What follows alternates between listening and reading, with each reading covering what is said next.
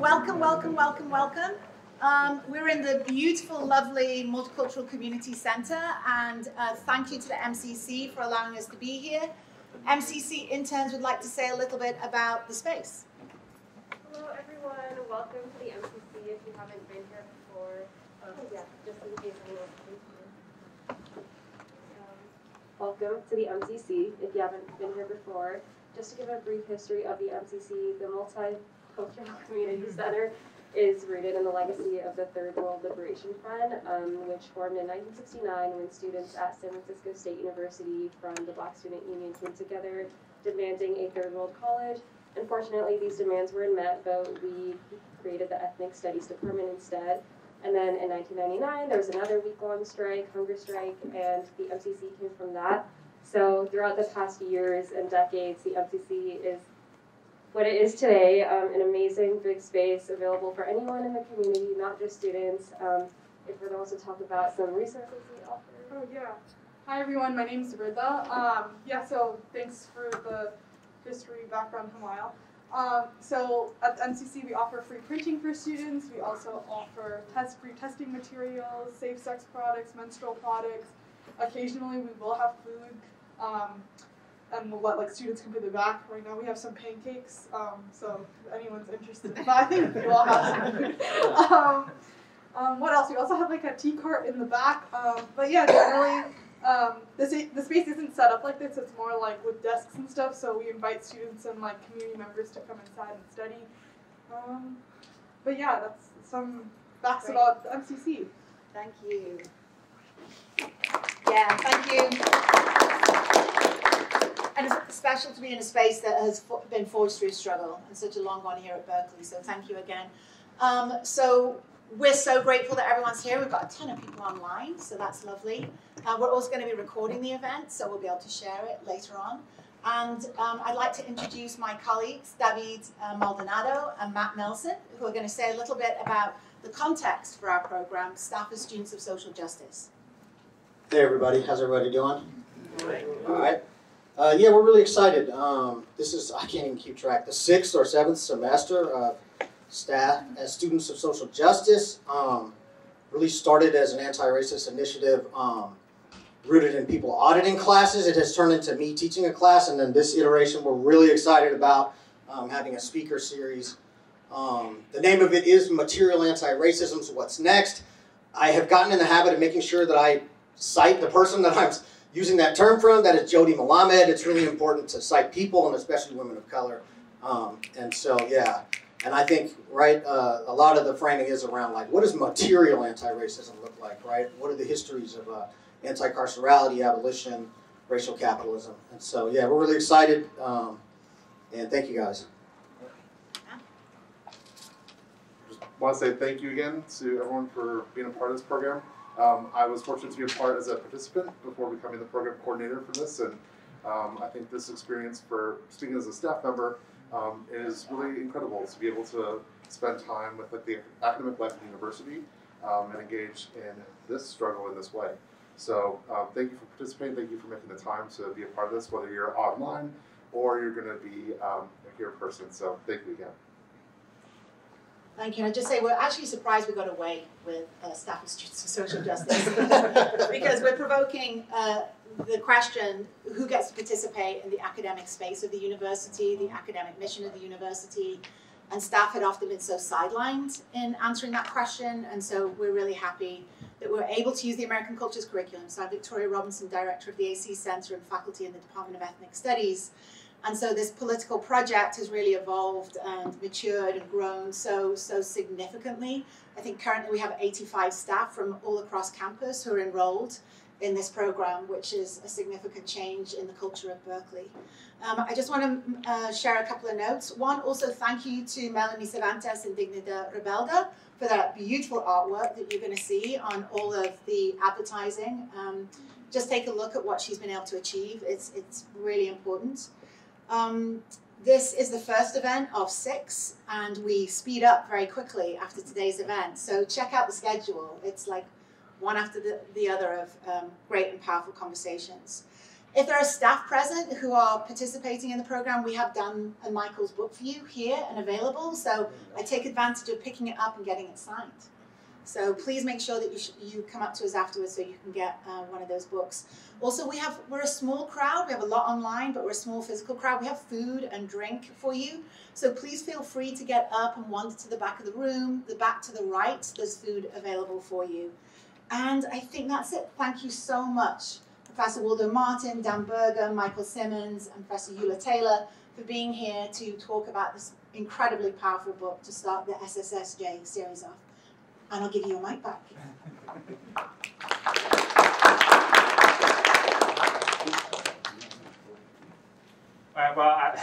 Thank you all so much for coming.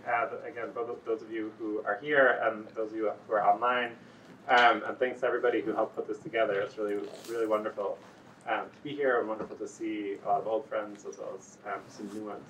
I don't have anything prepared to start with, so I think I would love for us to just jump in with Waldo and EULA and where you all want to take the conversation. You want to start with this? Sure. Is this on?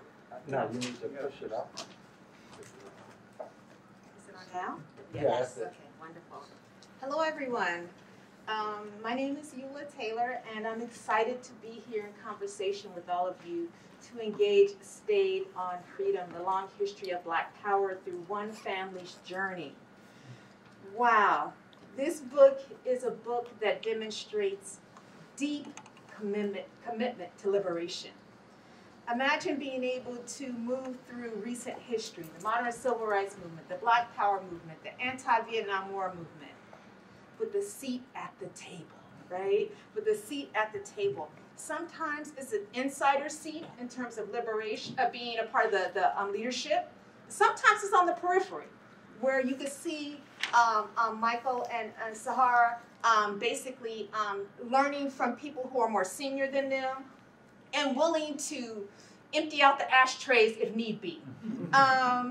In many ways, Dan's storytelling, and I'm using their first names because they said it was okay. Okay. I don't want you to think I'm being disrespectful.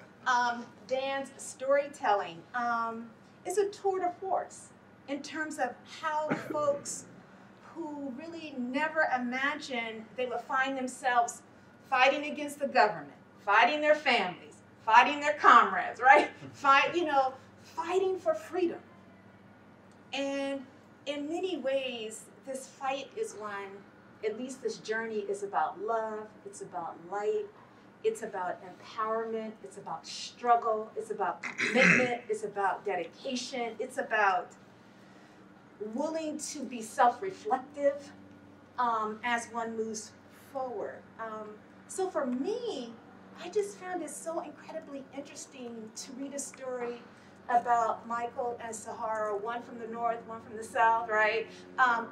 And folks, activists who really touched not only major movements in terms of SNCC and the Nation of Islam and others, but your touch, I should say because you're here, your touch, right?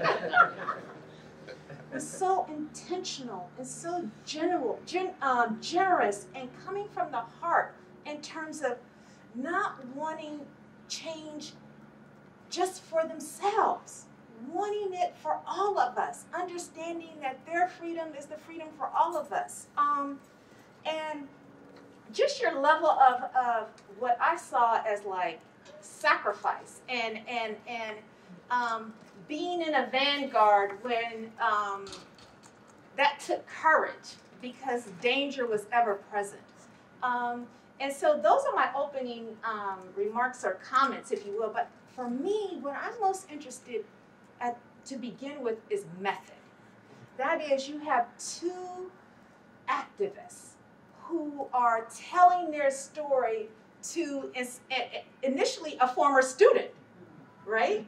And how you go from being a former student to being the biographer, and then being the biographer of two people who could easily have had their own separate memoir or their own separate biography, but decided that no, we're going to do this as a joint endeavor, not just because at one time we were married, it appeared to me, but also because we were just so deeply committed when we didn't know each other. So for me, I'm interested in the method. Sister girl, why'd you lay it out so brilliantly? All I have to say in addition to this is thinking about what we call the Black freedom struggle. What is civil rights? What is Black power? What is the relationship between what most people call a civil rights movement and a Black power movement? One of the beauties of this book for me is that it really complicates and in my way of thinking gives a very brilliant insight into how these movements are operating simultaneously. They intersect, they diverge, they converge, and the conventional understanding is that, you know, Black power comes on the heels of something called civil rights, when in fact there's Black power alongside and before or you know, whatever people might want to call civil rights. So without all that theoretical, analytic, interpretive mumbo jumbo that a lot of my colleagues would give us, what we get is an interior view from lived experience. And you know, you want to call it this, you want to call it that, but to me the beauty of the book is you see how these terms don't always accurately reflect what people are doing, and I really love that. The other thing that really got me going was I grew up in Greensboro, North Carolina. I was 9 years old when this SNCC was founded, and thinking about sort of Black institutions, the role of Black institutions in a freedom struggle. There's a whole institutional, structural world out of which these movements emerge, and we don't pay enough attention to that. The other aspect of this that is brilliant for me is we know King, we know Stokely, but there are all these foot soldiers, there are all these, you know, long-distance freedom fighters who kept the movement together and who dominated the movement. They made the movement. And I think you really get a sense of that, because one of the things you do is you weave their story in with sort of a top-down, you know, we get you interacting with all the, you know, people that people recognize. And then I just loved it when Zoharah goes to Mississippi. She interacts with these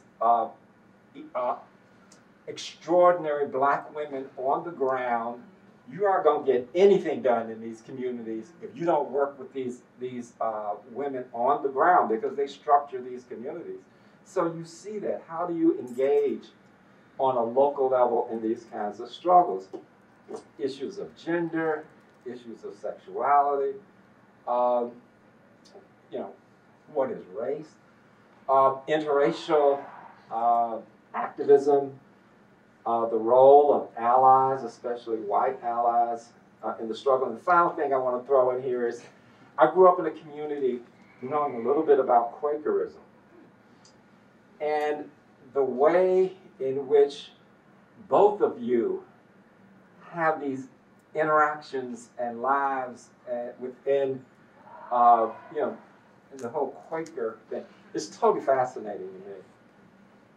Because I think it's one of those, I mean, you know, scholars like to talk about the role of these kinds of institutions in the movement. But what I found fresh in this was, how do Black people from the ground up become part of these organizations? How do they try to make these spaces amenable to their concerns? And so anti-racist organizing within some of these spaces was, from what I read, often extraordinarily difficult, but you persevere. You fight the good fight. So like EULA, I was up late last night. I was up early this morning. But I feel edified, brother. Okay. And I feel edified, brother. And so I look forward to a wonderful conversation. The other thing I had to throw in here, bro man's middle name is Waldo. Okay? How many Waldos have I met? Getting on in this journey. I think I can count on, I think I know about 4. So I can add him to that's his middle name. But yeah, and as he pointed out to me, he goes by Michael. Okay, I'm going to let it. Thank you so much, both of you. You know, there's always such a risk in, as the author, in speaking after people have said so many kind things about your work that you will open your mouth and prove them wrong. So I hope I don't do that. But you know, I want to pick up on to connect something that you said toward the end, Waldo, was something you said at the beginning, EULA, which is about that we have some idea about some of the people who were known as leaders, who were often orators, gave speeches, led marches at the front of the march, kind of a thing. But we don't know a lot about the foot soldiers of the movement, who actually, by definition, are the majority of people in a movement. And that connects to the method of the book, right? Because that's really the motivation and inspiration and the point of the book. So for folks who haven't read it yet, just to give a little background, I started at the University of Florida as a student the same year that Zoharah Simmons, one of the 2 people along with Michael, who the book is about and who is joining us on Zoom, started there as a professor. So this was more than 20 years ago. As Eula mentioned, right, she was my professor. She was the first person of that generation that I met who was not incarcerated, who was still involved. Right, I had connection with different political prisoners as a young activist trying to figure out, not only what to do, but some sense of history of what had happened and how that might inform what could happen or should happen in the present. And so here was somebody who, at that time, after I heard her story, I could not find in the history books directly, and some of whose story was sort of cast as the villain in the history books.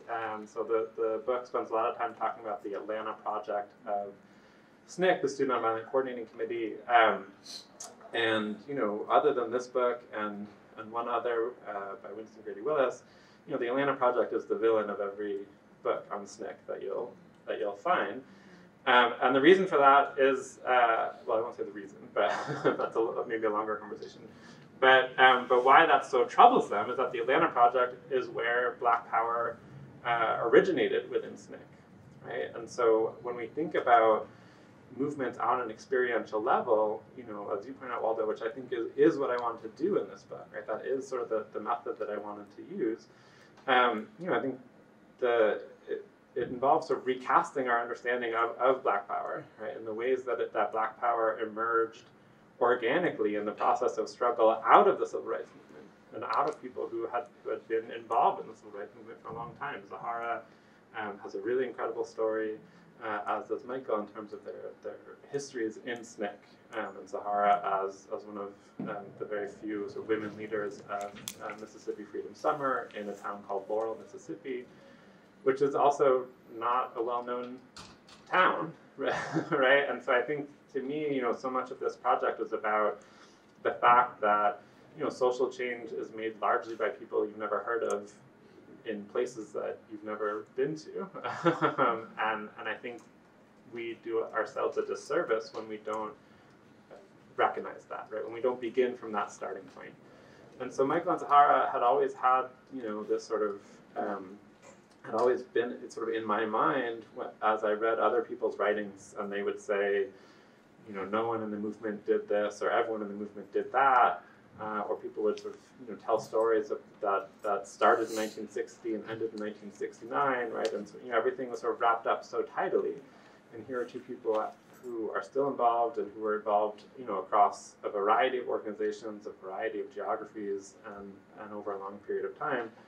I think that was the story of Black Power, right? It's bigger, it's a movement, it's bigger than one organization, it's bigger than one time period. And so, just to wrap up this portion, I think for me, part of why, you're absolutely right, and it was clear all throughout working on the book that either one of them could have more than filled, a standalone biography.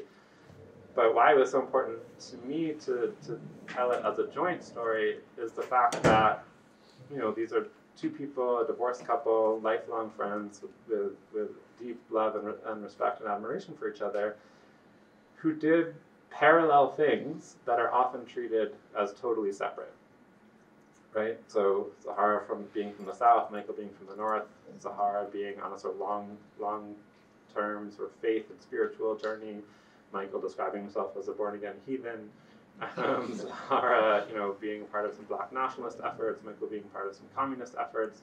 I mean, I'm doing a very quick gloss, but the point is that these are things that are often treated as separate and even antagonistic, separate from and often antagonistic to each other, and yet they're deeply conversant, right? They're deeply in relationship to each other. And here we see in one family how close that relationship was, and so that's what I wanted to show in this book.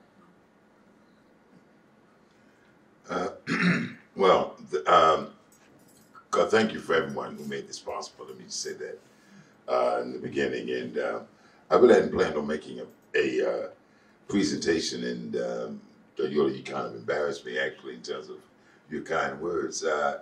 But let me just try to give just a little light overview. When you are living your life, you are living your life. You aren't thinking about history, or you're not thinking about, unless you're in mainstream politics, your legacy. You're just doing what you think should be done at the time.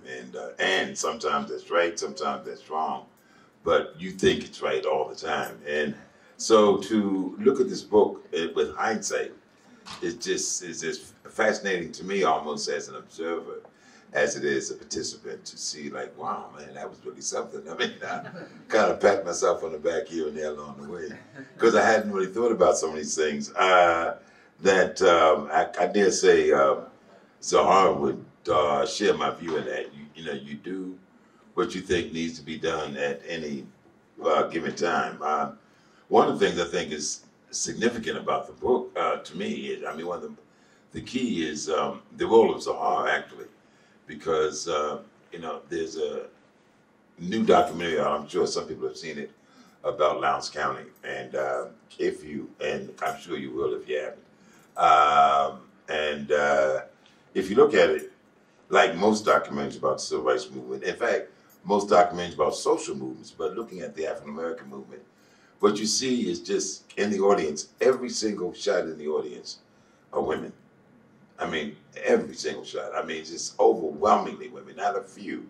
And every single shot at the platform are men, in terms of who the quote leaders. And I think that Zoharah's story really challenges the mythology of the gender roles within the movement and the struggles that she had. There are some who say that there wasn't sexism in the movement, which is obviously ridiculous. And Zoharah's fight to assume a role, not so much saying I am the leader, but I can do this, and that I think is really important. I reflect on the fact that the March on Washington, that heralded event, didn't have one female speaker, not one, and I can give you a list of women just at that point. It wouldn't have been a Freedom Ride without Diane Nash. There would have been the national, Dorothy Height, in terms of leading African American women. So that Gloria Dandridge in Cambridge, Maryland, that none of these women were even invited to speak. And that I think that so when we look at people who are not recognized in the movement, there's a general group that I may fall into.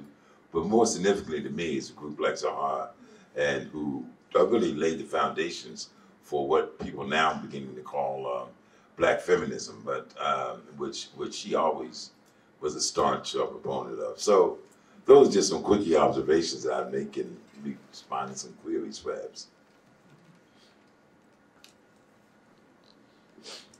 The other thing that's totally fascinating to me is the internationalism, the globalism. There is an amazing sort of trajectory in the story as SNCC becomes increasingly global and international, and as your interests and Zoharah's interests become global and international, how do you link up the struggles for freedom and democracy around the globe with the African American freedom struggle? And how do individuals within organizations do that kind of work? Because it's very clear from this book and a few others, because it's not, I think, well discussed and often understood, that there is a whole global anti-apartheid struggle. There are issues around labor that are very, very crucial here. I really found very instructive sort of the emergence of that whole global feminist consciousness that emerges toward the end of the book. So that the internationalism, the globalism, because I think our view of civil rights, Black power, is very domestic, very insular. It doesn't allow us to understand how it's a human rights campaign, it's a human rights struggle, but this comes through, I think, quite well here. So, you know, one of the things that I'd really like to just hear you talk a little bit about is how did both of you find a space within the Quaker organization? It seemed to me that they would let you in, they'd let you, do a little something, but when you got a little too radical, you got a little too militant, your anti-racism got a little too strong, you said, well, I don't know about all that, brother. You're gonna have to. I mean, but to me, it's like the messy work of freedom struggle. I mean, you get in these organizations, there are going to be tensions, there are going to be fights, there are going to be conflicts, and I think Dan does a great job of exploring all this. It was not easy at all. And so, and I have this thing about Quakers, because I said I'm from a place where, in the world that I grew up in, they were, as my mama would say, the good white people, you know? And so you're always trying to figure out who are these allies and how do we work across those boundaries? Well, let me start by saying that, you know, when we think of people historically, we tend, those who we like, we tend to really exaggerate their positive aspects and minimize their negative. And so that, my view of Quakers, well, that being from Philadelphia, you have a general sense of Quakers, maybe not nuanced, but a sense of them as being, as Waldo said, good white people, right? And but also remind people that Herbert Hoover was a Quaker, A. Mitchell Palmer was a Quaker, Richard Nixon was a Quaker, so that, and there were Quaker slaveholders, that they all weren't abolitionists, so that, like any institution, that they were good and bad. And so that I spent 2.5 years in jail for not going into the Army, and during that time I met some Quakers in jail who were in jail for the same reasons. And although they had been granted conscience objector status and turned it down, I was never allowed to even become a conscience objector. The position was that African Americans were not conscience objectors by definition in terms of the going through that whole process.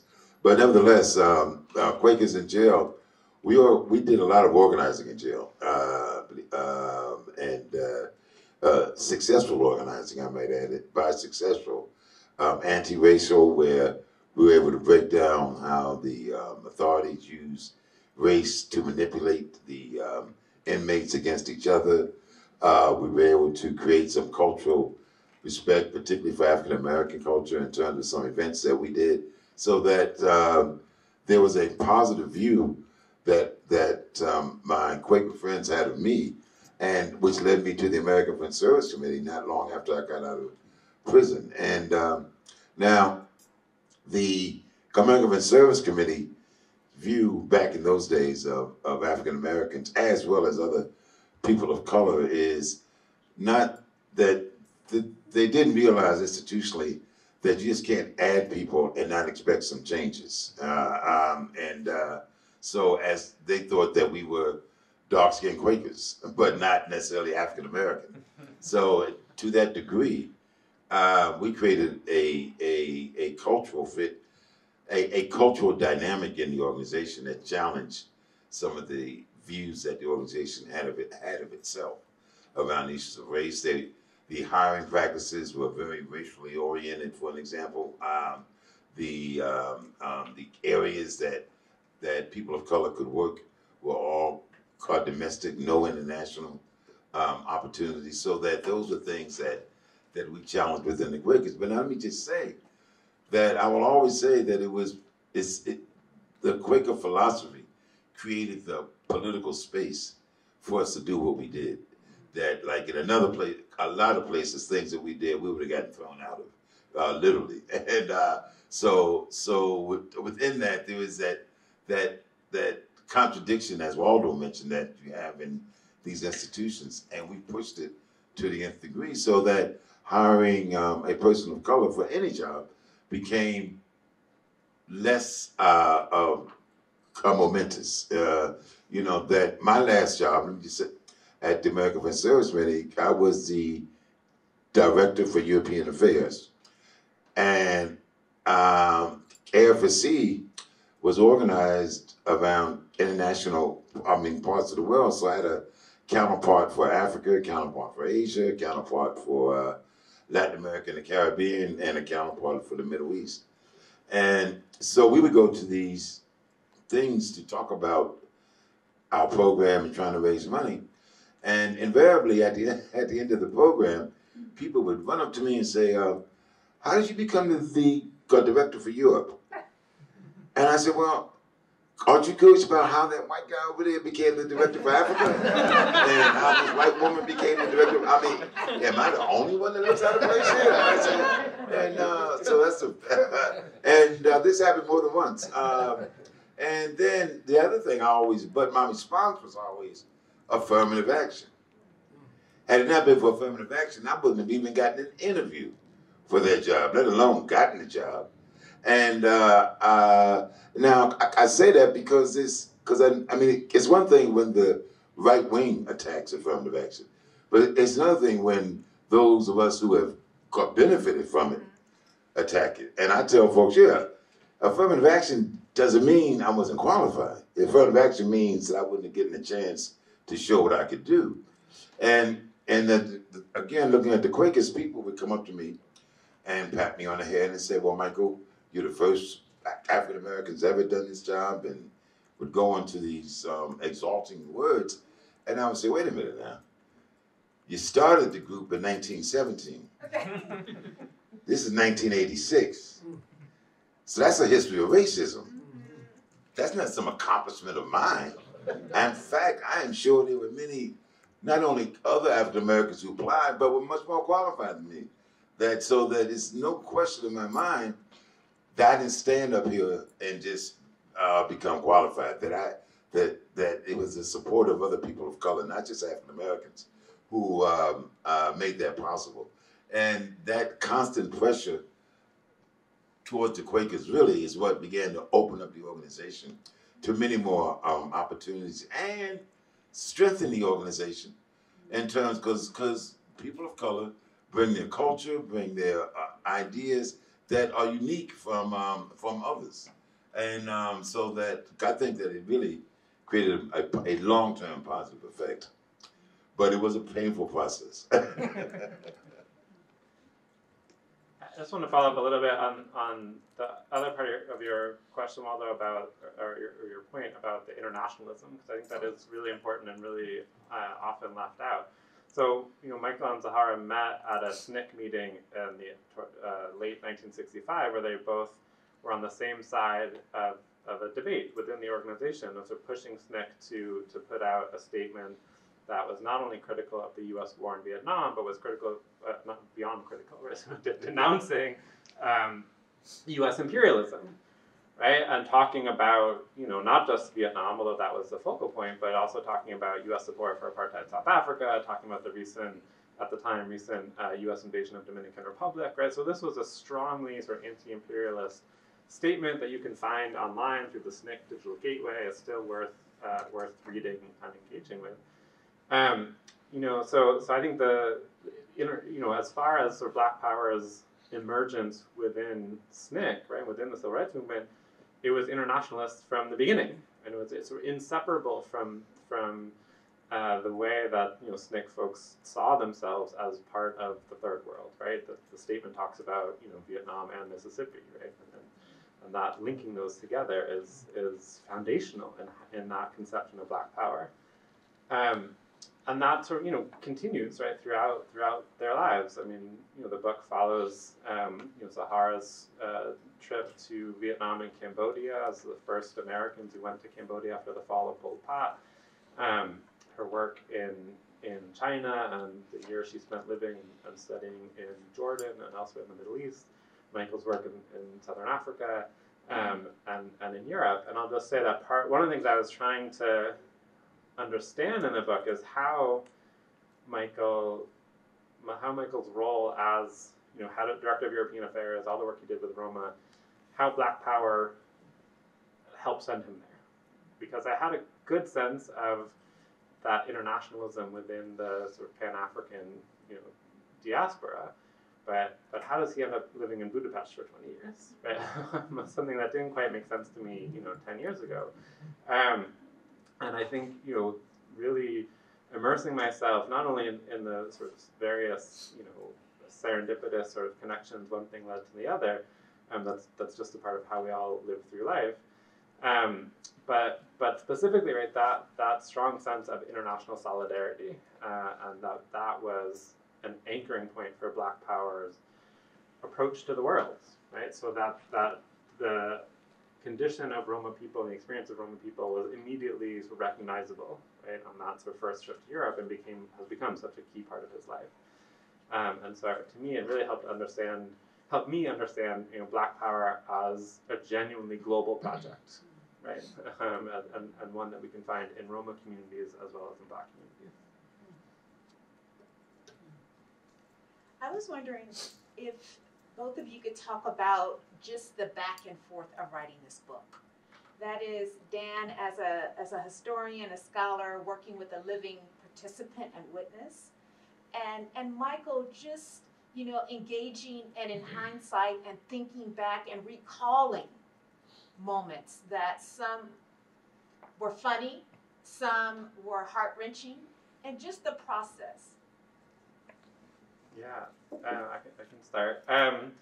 So, I feel proud to have been an early adopter of Zoom pre-2020, that we did a lot of our interviews that way.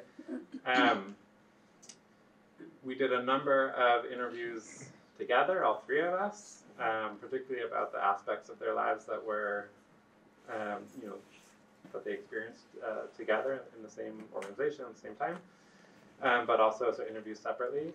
But it's also not just an as told to story, right? So I did a lot of archival work in different archives, including the AFSC that we've been talking a lot about, including SNCC's papers. And so, in some ways there was a fourth person, right, in the relationship, right, which is the archive.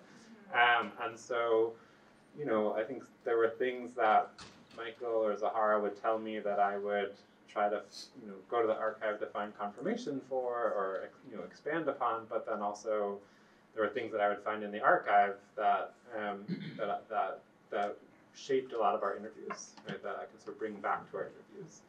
So, I found that meeting where they met, as I mentioned. Zoharah didn't remember exactly when she started at the AFSC, but sort of had a sense of the general time period, right? But I could sort of find the press release saying, here's when she started, things like that. So I think, the archive and the interviews were very much in conversation with each other. And then I'll say that that they shared the manuscript with them, I think, 3 different times, so that we had this sort of feedback moment on the whole project as well. Yeah, there's not much more to say to that. I mean, that like I should be clear. This so in that we were not co-authors. Dan wrote the book, and Zoharah and I participated in the book about us, but Dan wrote the book alone. So I do want to make that very clear. The process was, in retrospect, amazingly seamless to me. I mean, Dan did the heavy lifting in terms of coordinating schedules and all, and then when I was living for the last 20 years, I've been living in Europe, and so we had a 6-hour time difference, so that just complicated it. And then he's 3 hours from Zoharah, so trying to coordinate a 3-way phone call dealing with 9 hours can be complicated, but nevertheless, we pulled that off. And Zoharah and I, our memories didn't conflict except on details that Dan was able to sort out, and as he mentioned, in our archival work. And that Zoharah and I relationship has been ongoing, so we didn't have to establish any new lines of communication. So that looking back on it, it was amazing. Well, from my point of view, it was amazingly seamless to go through the process. I'm sure Dan had some dark days, but yeah, right. That was the hardest part. I mean, Michael and Zoharah have both said at some events that we've been doing that, when I approached them about the book, they thought I was crazy and it could never happen. And when I approached them, I thought, I could see it could happen. But during, I agreed that I was crazy and it would never happen, just because there was so much to try to put together and to make a cohesive story that was readable and comprehensive. Was challenging. There's another probably 150 pages that I wrote that's on the cutting room floor, and that was 150 pages shorter than some of what our discussions covered. It's interesting because Dan, you are the author, but Michael, your voice is there, and Zoharah, your voice is there, and you use italics as a way in which to alert the reader that you are quoting them directly. So I was wondering, how did you decide upon that as a method? Yeah, thank you. So I remember being in college and reading Emma Goldman's autobiography, Living My Life, and she would have these quotes in there, from conversations that happened 20, 30, 50 years earlier. And I remember being, 19, 20, reading this and just being gobsmacked, like, God, she has such a good memory that she has these quotes from what somebody else said. And then getting a few years older and being like, oh, well, probably that's not exactly what they said, right? Like that's like her best memory of it, her best approximation of it. And so that's always sort of stuck with me since then, of like, particularly in the biography or the autobiography of the genre, that people, that the quotes are subjective often, right? And talk, knowing Zoharah and Michael over a long time, some of the stories are ones I may have heard. Some of the stories from our interviews are ones that I may have heard in other contexts, and the story was the same, but the quotes were a little bit different, right? The meaning absolutely unchanged, right? But just a different inflection, a different point. And so just I really wanted a way to honor the truth of the memory that was being shared, while also acknowledging that memory is fungible, that these are not exact quotes. Some of the memories involve people who are deceased, right? So I couldn't hear their side of the story or their sense of that memory, or who are alive, but I just was unable to interview them. And again, I think all of those, everything that's in the book is true, as far as I understand and can verify, but I wanted to be able to just sort of mark the fungibility of memory while honoring its truthfulness. So italics seemed a way to do that, right? To make clear that it was their voice and them speaking, but also not making that same kind of claim that so sort of shocked me, or sort of, naively sort of took me by surprise with that Emma Goldman autobiography. And I will say, I can't remember honestly. I think I had this idea before I read the book, but I certainly was inspired either way from Saidiya Hartman's book, Wayward Lives, Beautiful Experiments, where she uses italics differently than how I use them, but in a way with a similar spirit of what I was trying to do. And that book, I think, is just one of the most profound books I've ever read, so definitely need to mention that.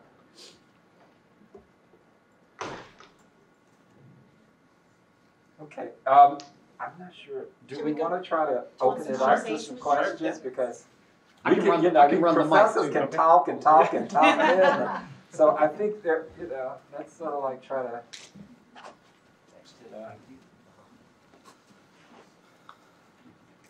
just throw up your hand or holler or what else.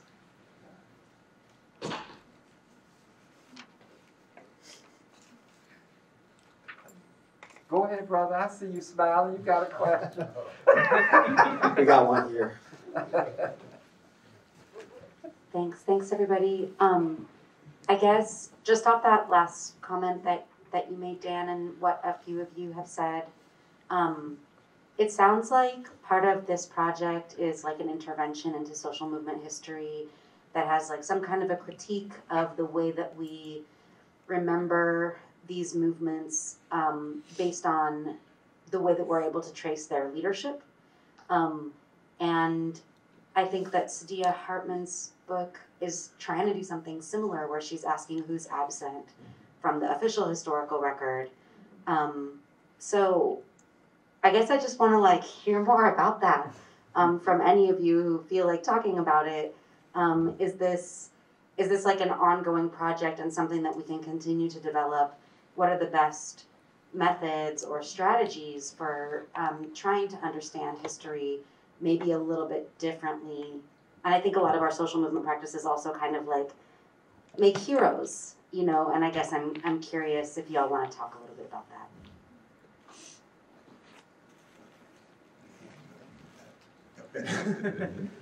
Yeah, thank you for that. I mean, I certainly, I will be sad if the only thing that comes of this book is that Michael and Zoharah are more famous, right? I mean, I really did want to do, as you said, I sort of make an intervention in how we think and talk about movements. And I think some of those conversations, certainly have happened in different activist and political spaces, right? There was, Black Lives Matter, there was a lot of discussion of like being a leader-full movement. I think there are these kind of rhetorical, not simply rhetorical, but these rhetorical shifts. And I wanted to do a sort of long-term study, right, where we could sort of see that happen. I also just wanted to follow the life or the lives of organizers, right? So the book kind of has this three-part structure of moving through politicization, which is often like fits and starts. Zoharah, in part because of the differences of her upbringing, is both jumps and is thrown into the sort of fire sooner and more directly than Michael. And I think Michael's story is one of like not sure how to do it, and there's sort of more fits and starts in his sort of politicization of really getting involved. So that's the first part of the book. The middle part is, the sort of heyday of the movement, right? When things are happening really quickly, right? And it seems like, revolution is at hand, right? These sort of massive changes are happening, or at least seem immediately on the horizon. And then the third part is what happens when you realize that that's not, like, things are not changing as much or as fast as you want, and in fact they're changing in some ways in the other direction. And so how do you keep going? Right? How, like, what are the organizational forms? What are the tactics and strategies that you choose in that moment when it's like, actually this is going to be a longer, more difficult, and more complicated fight than it seemed 5 years ago. Right? And so I think the book just came out. I'm very in it. I feel like an evangelist for this method. I don't know why we're doing anything else, right? We should all be doing this. But I know it's obviously not that simple. But I really think that for me, just thinking, I guess, more broad strokes about it all, is just really trying to give a human accounting for what it means to do movement work, right? And to think about movement work over the long haul. which means relationships begin and end, which means, you know, like people come in and out of your life. There's betrayal, there's heartbreak, there's all this stuff, and I think, you know, the pandemic really underscored just the human frailty of it all for me, and so I think that for me is sort of what I want out of this book. I mean, I don't have one 1/100th of the sort of talent and sophistication of Sylvia Hartman. Like, we're doing different things in the particulars, but I think trying to engage in that kind of sort of recovery work of people who otherwise elude, you know, the sort of formal archive, but then also just trying to write from a sense of a kind of full humanness. I think, you know, and the travails of that, right, were not just the kind of dramatic moments, right, but the story around the drama, the before and after of the drama. I think gives us a clear sense of that political life.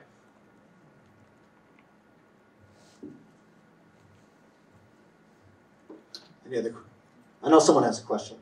I'll ask one. Yeah, right on. You know, it's interesting when you were talking, because I'm wondering, would it actually have been possible for you to write this book if you did not have your long-term engagement with Michael and Zoharah? Because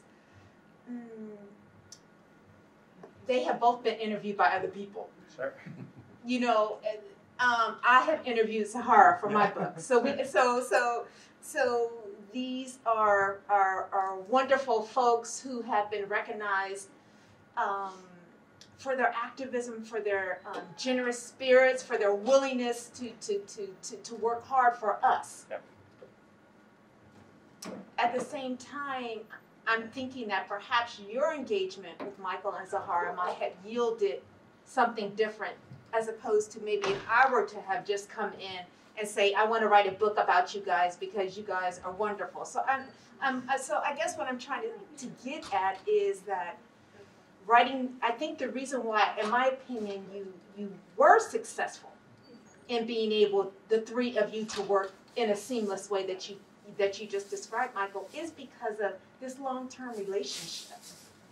Yeah, no, I think that's absolutely right. I've in the last few months really just been thinking, you know, the best way to describe my method is relational, right? But I think there's a lot of relationships that that have sort of carried me through and sort of defined any of the projects that I've done. This one most intensely. But, you know, I mean, I agree with Michael saying that it was seamless. And it was seamless because when we started, we had known each other for, you know, 10, 15 years or something.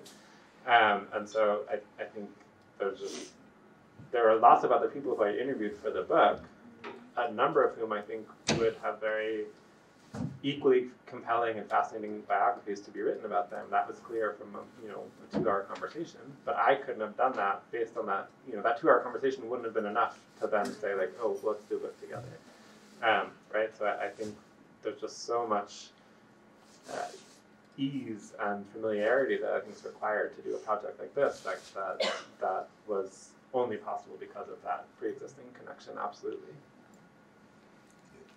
Just one point on that is that thing. I know for me that Dan being not just, and I don't want to insult him when I say not just, but not only a professor, an academician, but also an activist in terms of his own work, and he had a sensitivity and understanding about the things that we were talking about, and the things that we held dear. So it developed a level of trust. I am sure, I know for me, that had he, that if that component of Dan was not there, I'm not sure how open I would have been, because I was totally open that I can recall in terms of that, and it was a respect that he showed for Zoharah and I, and our points of view and our opinions, that really kept the process flowing for me. Yeah, I guess I have I'm going to be greedy and ask a question here. And particularly for the staff and students of social justice, we read a lot of your work around the buildup of the logics of the carceral state, right? And so not to take this in another direction, but one of the things you talk about is suppressing black power as right, one of the key logics in the buildup of the carceral state.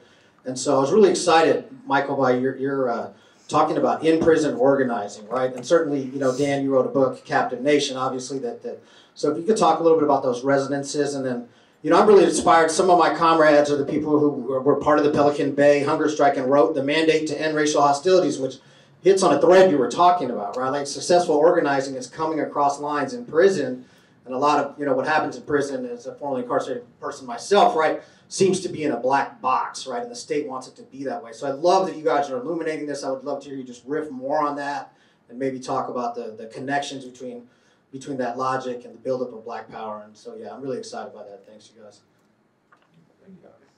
Well, for me, that I've been in jail, apart from those short stays, 2 significant times. One in Atlanta during an anti-war demonstration that 12 of us, 10 men, 2 women, were locked up for 2 months. And then for 2.5 years for being accused of refusing to report for induction. The first time, we were totally separated from the other inmates, so that we never had engagement with inmates. This was in Atlanta. In fact, it's at the site that the struggle is going on now in Atlanta regarding this cop city that's being planned. That used to be a farm stockade for city crimes or municipal crimes, and we spent 2.5 years in jail there. Excuse me, two months of jail there. There was an issue of messing with the guards, and we came up with all sorts of creative ways to just make their life, if not miserable, not as content as it had been, because and it was important for us because word would spread around the jail was what we were doing, because there was a sense that, particularly back then, once you were in jail, then that was it. That they were in total charge of your being, and our view was no. And we just would come up with certain things to just thoroughly rupture their daily activities, we'll say.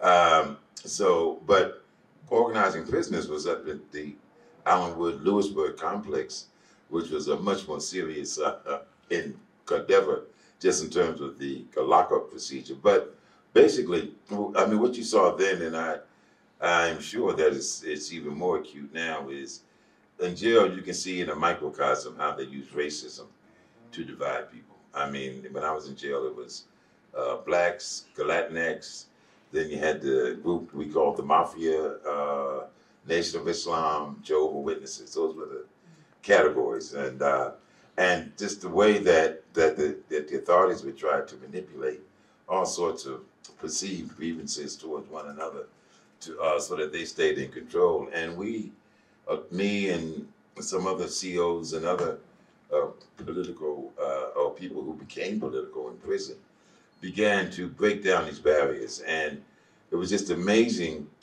to see how the system crumbled when we broke these barriers down, how the authorities panicked when they saw that the usual racial pressures did not work all the time.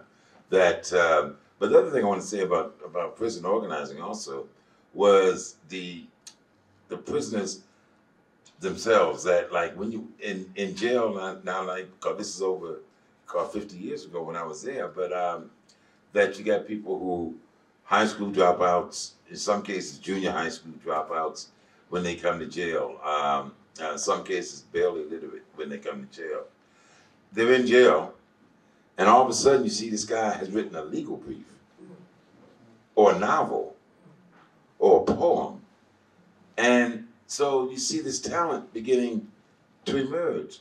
So that, and then we had an event, a circumstance, without going into all the details that led to it, where we wrote a play called Mirror on Lenox Avenue, that was a sarcastic look at the lifestyle that brought a lot of the guys into jail. Like, it was mainly drug dealing then and now. And the play was so dynamic, I guess, that they allowed it to be performed at Bucknell University, which was right near where we were incarcerated. So that we had like 30 speaking parts. We had sets that looked like Broadway and done by people who never even thought about stepping foot on a college campus. And so my question always became, you mean that no teacher could see this talent? That this child, this man had to drop out of junior high school and high school? That you couldn't identify this? So that the jail experience became a twofold one. One was fighting for your rights against the authorities, but the other one was developing a positive sense of self. And so those are just two comments I want to make about my experiences in jail. There were others, but let me stay with that one. Yeah, well, I should say that I interviewed Michael for Captive Nation as well, right? So his story is a little bit there, and that was part of what made me be, another reminder, right? That there's a longer story that needed to be told. And one thing I appreciate, about doing this project is certainly Michael's incarceration, the 2.5 years, was a formative experience, right? There's a sort of before and after moment to the story, but there is a before and after moment, right? That I think sometimes, in my previous work, I guess I'll just say, I focused a lot on the organizing that was happening inside a prison, rightfully so, but I don't want to be so totalizing that we miss that people may be organizers when they come out, right? They may have done something when they go in, or there are those connections between inside and outside. And I think this project allowed that, right? And we could see, the skills that that Michael brought with him, that other, draft resistors, conscientious drafters brought with them, but also the skills that some of the other people he's talking about either brought with them or learned inside. And I think both, this project, Captive Nation, but just also from some of the other work that I've done with people who are incarcerated, can just, you really see how robust a civil society exists inside, right? You see the kinds of conversations, the study groups, the artistic practice, the legal practice, just the range of things that people are doing. And so I think it should expand our sense of organizing, right? And Michael's incarceration was 1969 to 1972, so we're at the kind of height of what a lot of us talk about as the prison rebellion years following Raul Salinas. And so some of the longer term things that your question speaks about, right? How the contemporary system of mass incarceration works to eradicate that sort of subversive Black liberationist threat were not evident during his time incarceration. Right? They were in response to the kinds of things that are in the book from that time period. But those are really fun sections to write, and I'll also just say the way that I had approached the book in my sort of mental organization, there was a Zoharah chapter, there's a Michael chapter, or there's a both chapter. Right? That was how I kept track. And I knew from having spoken with Michael about this over the years that prison chapter, that's a Michael chapter. But it's not. It's a both chapter, right? They had a very young daughter at the time. He, just a few months old when he went to prison, and so that chapter really had to be reconfigured to not be here's Michael's exploits in prison, although that's there, but to also talk about Zoharah's journey during that time. Like, what did it mean for her to have to navigate and negotiate, parenthood, living in a new city. And dealing with a partner who was incarcerated. So that also, expanded my own sort of consciousness and approach. Yeah. Before we can't get out of here without love. When I opened up the book and saw that the introduction was entitled "A Love Supreme," and the notion of love at the root of revolutionary politics, to me, is another sort of thread. And an aspect of this that I also found just mind-blowing was spiritual practice, especially for Zoharah. The ways in which she sought a spiritual practice that would enable her to, fully realize herself. I mean, I just thought that was a very, very beautiful part of the book.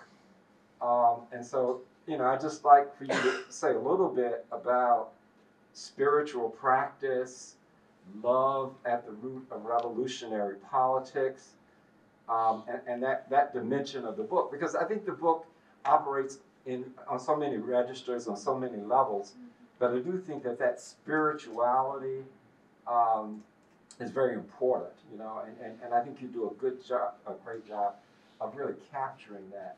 Bro-man over here is not as, I mean, it's interesting to hear, different ideas about the role of spirituality or religion in these kinds of politics. And I think you do an amazing job of helping me to, let's give EULA some props. I mean, her book on women in the Nation of Islam, trying to think through what that's like. And, I'd like to hear you say at least a little bit about when you were reading about Zoharah's experiences and how Dan, captured that. And I know your book, the way you think about it, it would be fascinating just to hear you say a little bit about that. Yeah, sure. Okay. The love and this. Yeah. No, sure. No, well, I'm very much a fan of EULA's book, so I am eager to hear your thoughts. Yeah, I mean, there's a few things to say on this. I revisited some of Vincent Harding's work in the process of doing this book, and I think the way that he captures, the Black struggle for freedom and just his, both in There Is a River, but also through his organization, whose name I'm blanking on, Veterans of Hope, thank you. Veterans of Hope interviewed Zoharah and Michael, and so I watched some of those interviews as well. And I think Vincent just had this this sort of transcendent quality to him, the way that he sort of interacted with people. I never met him, but just watching those videos, and I did, and you're capturing him perfectly. Yeah. Truly transcendent. Yeah, and I think there's and Zoharah met him when she was an undergraduate at Spelman, and was sort of lifelong friends with him and his wife Rosemary until they both passed. And so I think there was just something about how he carried himself and talked about politics and freedom that really had a big impact on me, that I think was very observable in both Michael and Zoharah's lives. That some of the organizations that they were part of, SNCC most especially, fell apart. SNCC doesn't exist anymore. Some of the organizations they were part of, they were not that into, like the Nation of Islam. Others they were part of, but battled with, as we've talked about, the American Friends Service Committee. But the persistence and the perseverance and the getting up every day and sort of renewing that commitment to struggle is shared. Right? I mean, that's the ongoing motivation, and so and it's a motivation that's taken them, that has introduced them to numerous people all over the world in places they've never thought of going, right? And so just trying to capture that, because I think that's something that is really at the heart of what it means to stay on freedom. And I think there was just no other way that I could think of to name that other than love, right? Other than that sense of a love for each other, right? A love for people that but particularly that sense of a commitment to people you don't know, and a commitment to people you may never know, and a commitment to just being engaged in the struggle. That I think is love, and that was really important to name as such. The other thing that I'll just say on the spirituality piece, Zoharah has a very sort of defined spiritual journey, which is not to say concluded, right? But that it's a pronounced part of her life.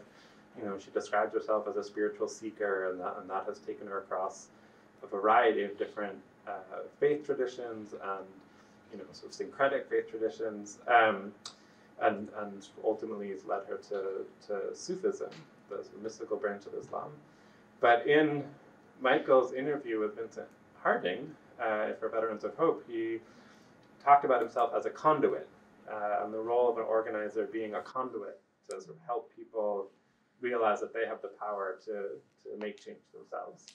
And that the way that he talked about it in that interview and in some of our interviews, to me, was there was a spirituality there, as uncomfortable as it maybe is making both of us right now to frame it that way, but there was a spirituality there that was a sort of commitment to something bigger than yourself, and to a kind of certainty with the unknowable, right? You don't know where people are at, but you're trying, but you know that there's something that people can move through that uncertainty to something better. And I think there is a sort of spiritual component to it. Disavow me here for one, but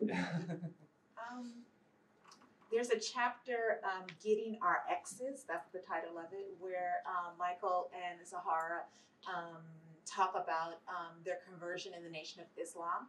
But what I loved about your narrative is that, first of all, you learn that Michael was exposed to the Nation of Islam through his brothers, and that his brothers, one of his brothers, John, was very, very close and the higher echelons of the Nation of Islam.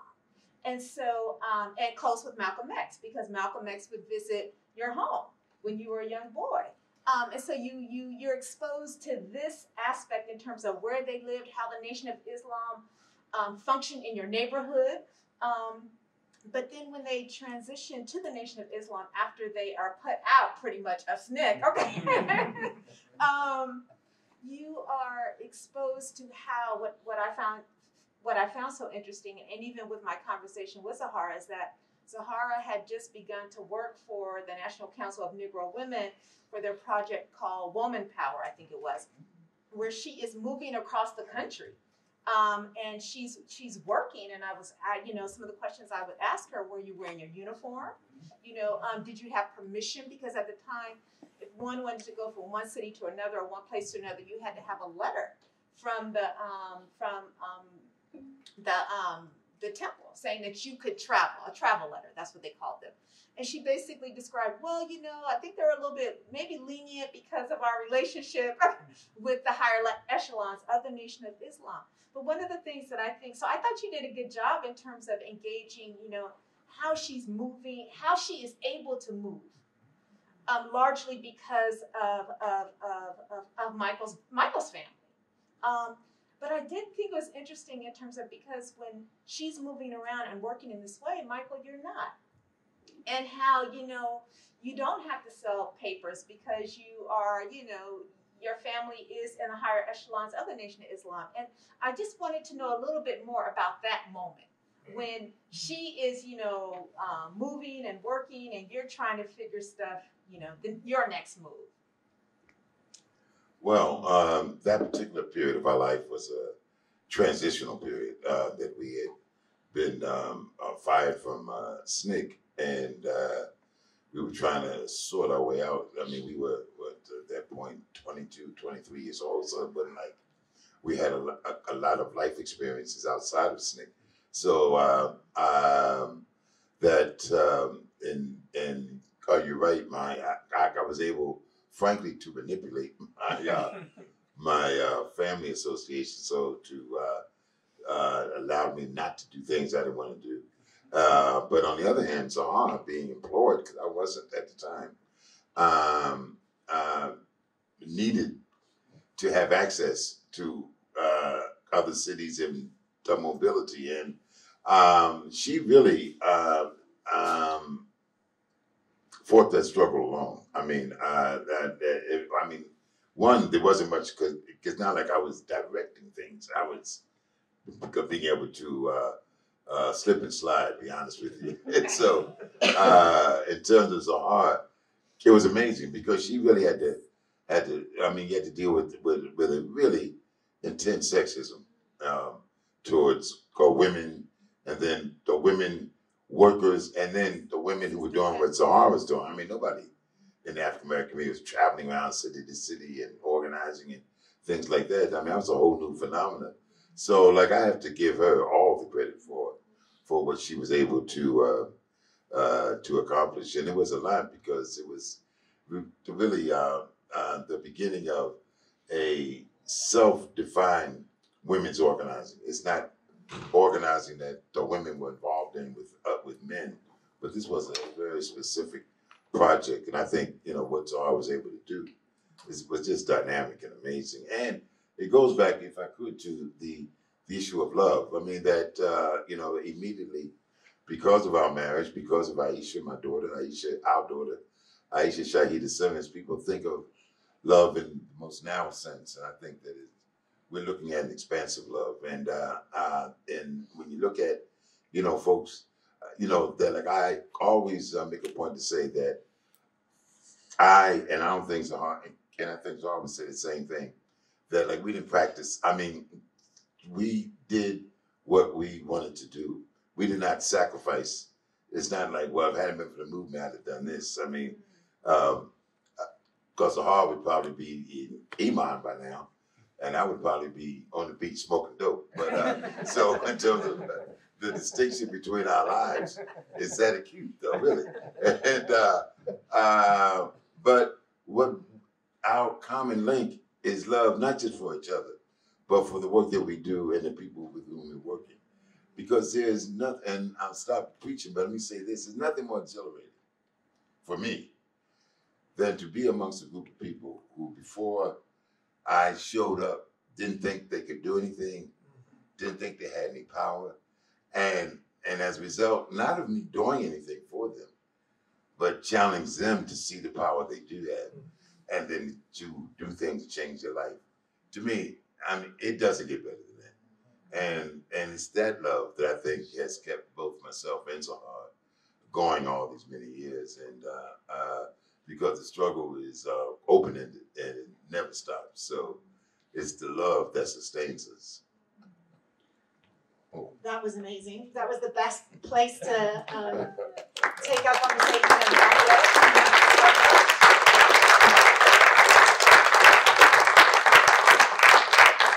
Stayed on freedom, aspirational and inspirational. Thank you so much, Professor EULA Taylor, Michael Simmons, Professor Dan Berger, Professor Waldo Martin, and thank you, staff and students of social justice and all the staff involved. And also I'd be remiss if I didn't point out Clara, GU, Ashley, and Doug, who've been the backbone of organizing today. Thank you so much, everybody. And please take food and, yeah, hang out a little.